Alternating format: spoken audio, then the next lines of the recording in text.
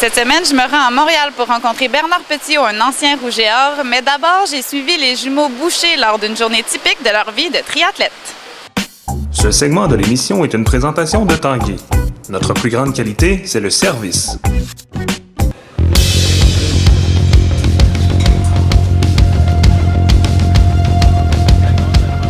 On commence ce matin avec 200 swim, 3 fois 50 kicks que vous faites 4 fois.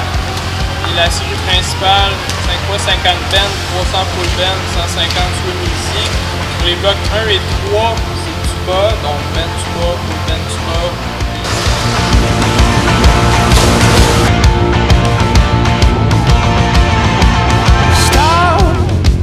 The train is riding down to the station where you live when we were school kids. Ben là, on a un cours dans 15 minutes. Donc là, on va prendre une douche, on va se dépêcher pour aller à notre cours, qui dure 2 heures. Ensuite, ça va être l'heure du dîner. On va peut-être prendre une petite sieste, puis de retour au PEPS à 3h30. L'option du ballon, parce que si on veut travailler nos abdos au maximum, on a besoin de ballon le plus long possible. J'ai commencé le triathlon en septembre dernier. Par avant, je faisais de l'athlétisme. J'étais un coureur de 800 mètres. Puis, étant sauveteur comme emploi d'été, j'ai décidé que je voulais m'essayer dans le triathlon. Ouais, vu qu'on est très proches, j'ai décidé de suivre mon frérot pour lui donner une volée en même temps. T'as-tu mal? Non.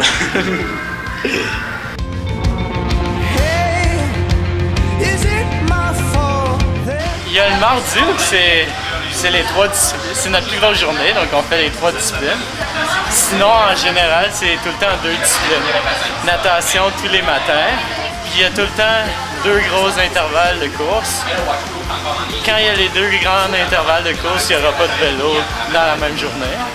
Puis le reste est complété avec des jogs, des séances de vélo, la muscu, le gainage. Après le warm-up, vous allez faire la discussion, une série.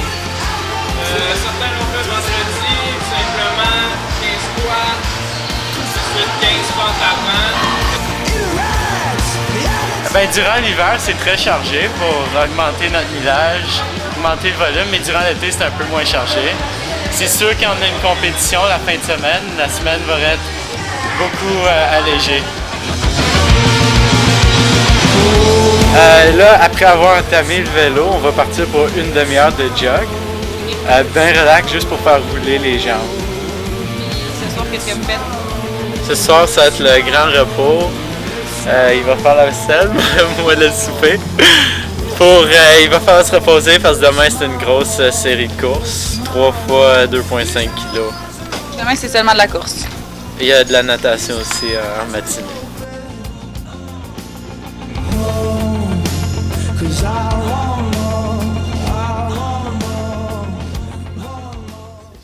Cette portion de l'émission était une présentation de Tanguay. Notre plus grande qualité, c'est le service. Je suis allée rencontrer Bernard Petiot, ancien gymnaste du rouge et or dans les années 70, aujourd'hui vice-président casting et performance pour le Cirque du Soleil. Ce segment de l'émission est une présentation de Coop Zone.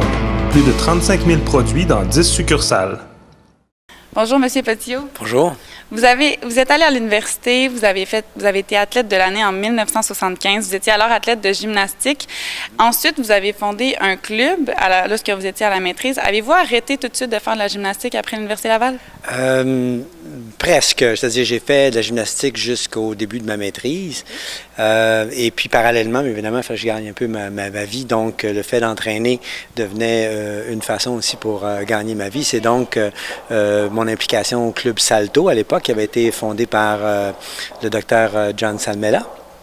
Donc, qui m'a permis à la fois, évidemment, d'entraîner, de développer une carrière en entraînement, mais surtout aussi de gagner un petit peu d'argent puisque j'en avais besoin comme étudiant. Là, en 1998, bien le temps, vous êtes engagé par le Cirque du Soleil ici.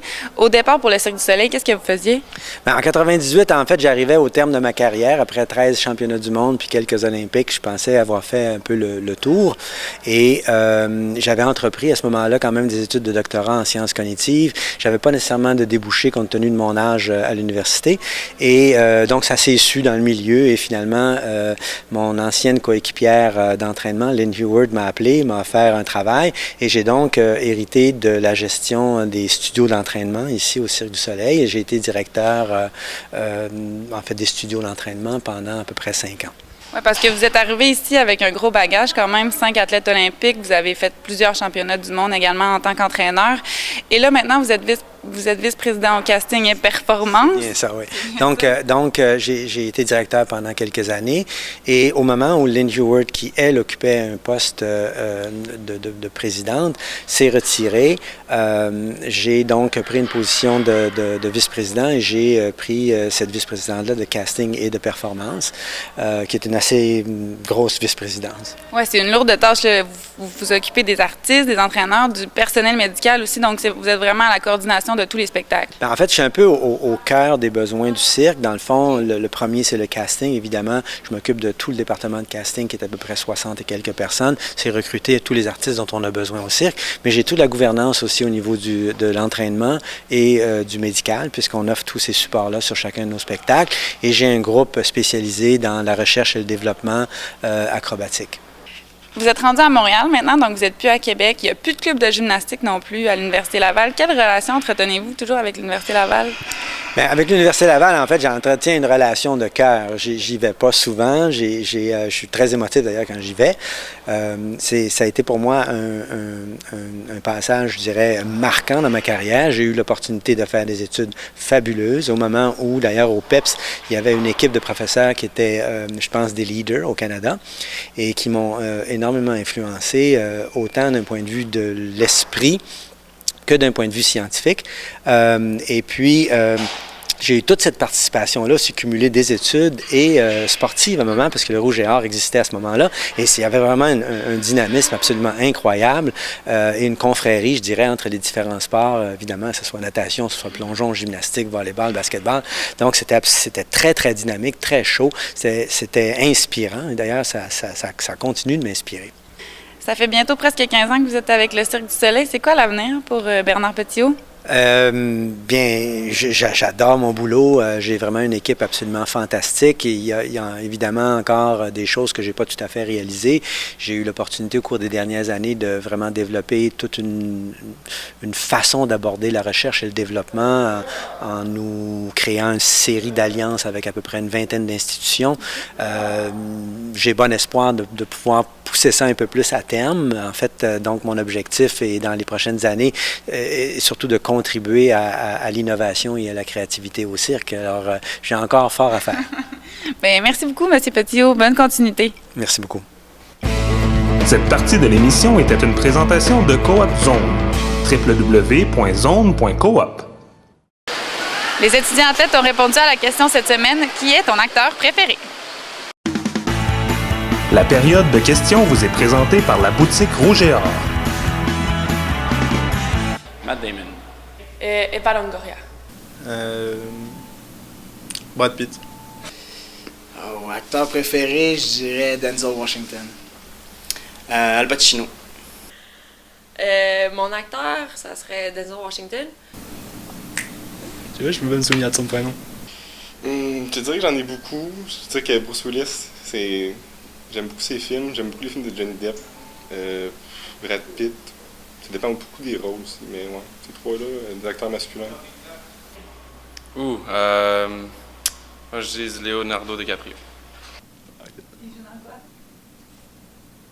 Marina Orsini.